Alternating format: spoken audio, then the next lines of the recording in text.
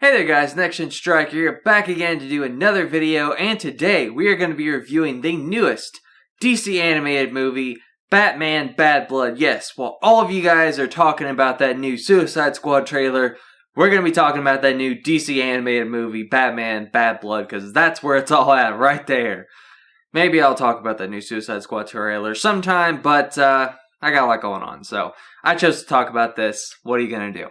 So anyway, this movie does a lot right, but unfortunately it does also fall into some of the same traps that these newest DC animated movies have fallen into. And yes, I know, all because I don't kiss up to DC and everything it does, some people automatically dislike that. But hey, I'm a critic, it's what I do, so deal with it. But I am going to get into that, and I'm not going to spoil anything, so don't worry about that. So what does this movie do? So basically, this ties into what the last two movies have done. Son of Batman and Batman vs. Robin. It falls into the same continuity. And actually, as opposed to a lot of the other newer movies that they've made, and by newer movies I mean past Flashpoint Paradox, because that's where the quality started to dip a lot. Those movies I actually really liked. So this movie, of all those movies, is the best one, in my opinion. I think it's a lot better. I think the quality standard, they've definitely gotten better and better. This is the same team, like I said, that's been working on Son of Batman, Batman vs. Robin, and now we've got Batman Bad Blood. Kind of a weird title, to be quite honest, but I guess it kind of makes sense once you've watched it. Anyway, so yeah, it's a really, I think it's a good movie. It still doesn't quite hold up to some of the classic DC animated movies, and I use the word classic loosely, but it still doesn't quite hold up to some of those golden movies that have come out in recent years, because it does have some of those same problems that we've been seeing the past couple of years, the movies that have been coming out. So yeah, we have got a lot of characters getting introduced in this movie, and that was kind of worrying me when I was seeing it. I was like, gosh, they're doing so many characters on both the hero side. We've got Nightwing is a big character in this movie. We've got Robin, we've got Batman, we've got Batwing for the first time, Batwoman and Batwing, first time being in a movie ever.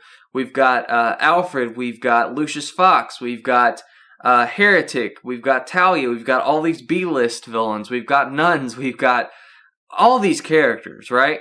But what this movie does, and I really, really like this, it actually balances them all perfectly. And I was very, very, very surprised by this. Believe it or not, the pacing in this movie is actually very, very good. I couldn't believe it myself. I was like, wow. As opposed to most of these more recent DC animated movies, and if you've watched a lot of the DC animated movies, you know what I'm talking about. Most of the new ones mostly just rely on action, action, action, adult humor, lots of language, stuff like that. Now, this movie relies on the story, and that's what I really, really love about DC. They rely on that deep, more, I guess you could say mature story. That's what I really like, and that's what I come back to the movies more and more for, is the story. Because action is good, but only if it serves more of a purpose, more for the story. And the more story that the movie has, the better it is. If it's a slugfest, the movie doesn't hold up very well. So yes, while the movie does have a lot of action in it, so don't worry, it's not just a story the whole time, it does have a lot of story, so I very much like that. And another thing that I really like that this movie has is it is a Dick Grayson story. A lot of the time, it is about Dick Grayson. So yes, I very much like that. Batman, as you know, if you have seen anything about this movie up until, it released just recently digitally, Batman disappears like 5 minutes into the movie. I only think that's a spoiler, he disappears. So Dick Grayson's like, well, crap, I've got to take over as Batman, and he does. And, he's nice, cheery, as he was in the comic books, which I was kind of like, why don't you be a little bit more cheery? But I get it. The world's like, what the heck happened to Batman? It's not like in the comic books, and I'm forgetting the name. People are like, why didn't you Wikipedia this like I am right now? I'm forgetting the name, whatever. The one where Darkseid shoots at Batman with the Omega beams, he goes back in time, then comes back in time, Batman Incorporated, all that. Yeah, so that happens. It's not quite like this in the movie, but Dick Grayson becomes Batman, and the world's like, where did he go? It's not like that, Batman, the world doesn't actually see Batman die, So Dick Grayson's like, well, I actually have to be Batman. And the voice actor for Nightwing here is really good. The voice acting in general, I must say, is top notch in this movie. Very good. Very good. The animation, again, very good. I've been very critical, if you see my other reviews, of these more recent DC animated movies, and the animation has been substantially better. Voice acting, substantially better. Yeah, those two categories in general have been getting better and better. The writing also has been getting better and better. And yeah, like I said, Dick Grayson filling in the roles of Batman, I think that was a very interesting arc for him. And I like that they've been using Nightwing more and more, and I would love to see just a purely Nightwing-based movie, and I like that they're using him. The only critique I have of Nightwing in this movie is the same critique I have of him in the other movies, and it is that he gets his butt kicked, I think, a little bit too easy. I feel like Nightwing is pretty much on par with Batman, and I feel that Nightwing should be able to go toe-to-toe with him more or less.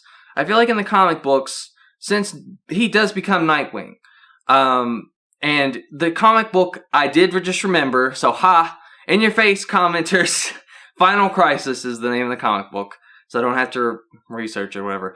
Final Crisis is the one where Batman died. Yes, so Nightwing becomes Batman, obviously, and he fools the world. So if Nightwing can become Batman, and he's been Robin since, like, the 40s, right? I feel like Nightwing would be able to keep up with Batman more or less in a fight, right? And he's slightly weaker than him, whatever.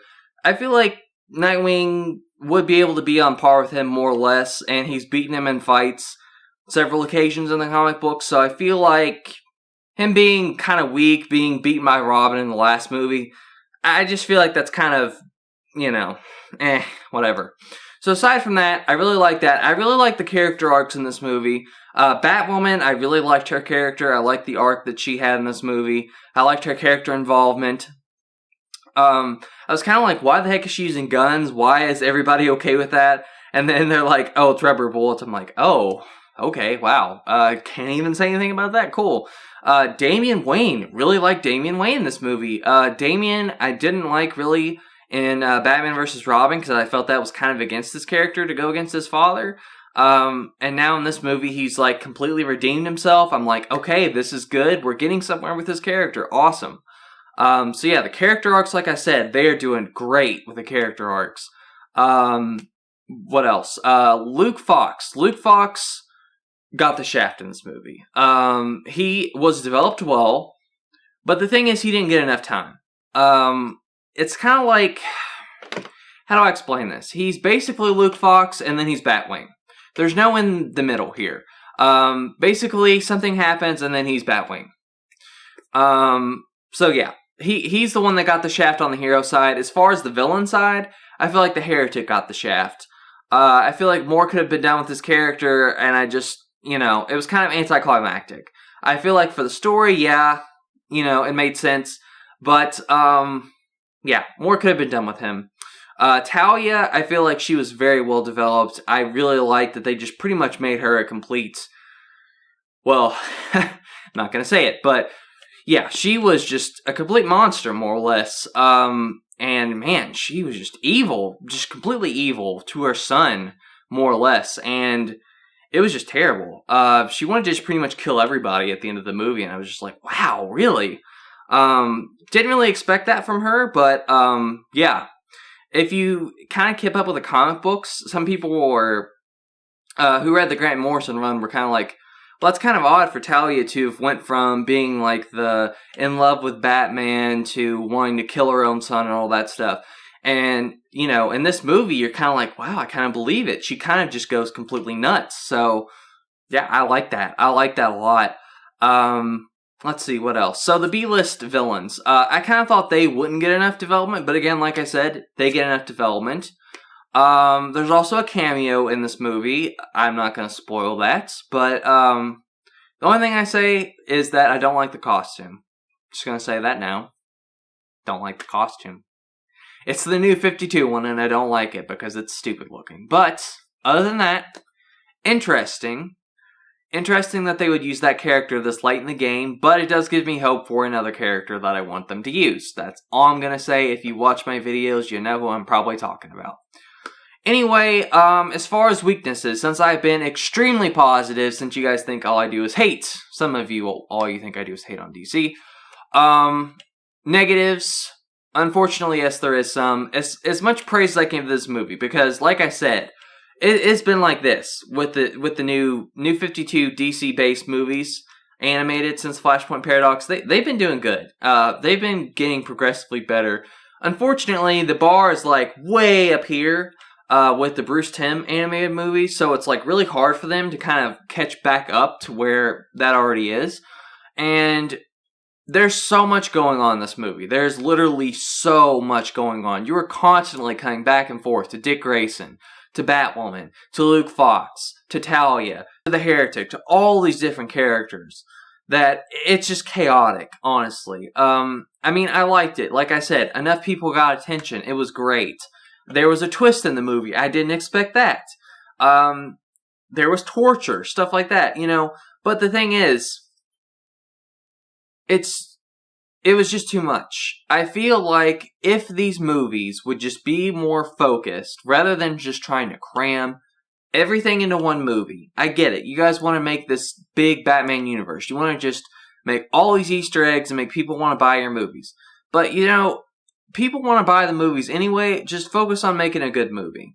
That's what I say. Make a good movie, and people want to buy them, and then you'll just keep getting to make more. You know, that's what I want. I just want a good story with like maybe 1, 2 villains. Make it like really well developed. You know, like the best Batman movies are like Batman Year One. I'm talking about animated. Batman Year One, Under the Red Hood. Return of the Joker, which is the Batman Beyond movie, stuff like that, you know. They're very focused, well animated, well voice acted, and they don't have a lot going on. They don't need a lot going on because the emotion is there, the story is there, they're very gripping. They don't need like 50 different plots all slammed together in like under an hour. Well, a little over an hour, you get what I mean. So that's the one weakness I have with this movie, and it's still a really good movie. It just could be a lot better if it didn't have all this stuff crammed into it. So, if I had to rate this movie, well, I'm not going to. I can't. I can't do it. I can't do it. But, well, I will say this. It is the best movie since the Flashpoint Paradox. I think it's better than Batman vs. Robin. Batman vs. Robin had some really cool fight scenes, okay? But this movie overall was the best. I really like the character development. This movie has some really, really good character development. It is definitely worth getting. I think it's worth buying on Blu-ray personally. I think that if you're a Batman fan, you will like this movie. I don't think anything's forced. I don't think they're doing anything to just do it. I don't think that they are trying to be too edgy or too adult. I don't think that they're... I mean, yeah, some characters get shafted. Like I said, Luke Fox, I feel like, he could have been developed a little more. Heretic, yeah, a little more. Nightwing, he could have been a little bit tougher, a little. But other than that, I mean, they did pretty good. I commend them. I commend them. And you know what? It gives me hope for the next Batman movie they're making, because they're making another one. I know they are, so... And yeah, I'm not talking about The Killing Joke. I'm talking about whatever they're making in this continuity. So... I say kudos to them. I look forward to it, and it's going to be a good movie. And if they continue with this progression of getting better and better and better, go for it. Go for it, guys. The only thing I have to say is, just stop cramming so much stuff into one movie. Just take it slow, introduce maybe 1 or 2 new characters, and, you know, just let us enjoy the ride. You know, that's all I gotta say. So yeah, hope you guys enjoyed this review. Thumbs up if you did. Comment below, let me know your thoughts. And, let me know if you're gonna buy this, or check it out, or whatever you're gonna do. And, yeah, that's all I had for now. Catch you guys later.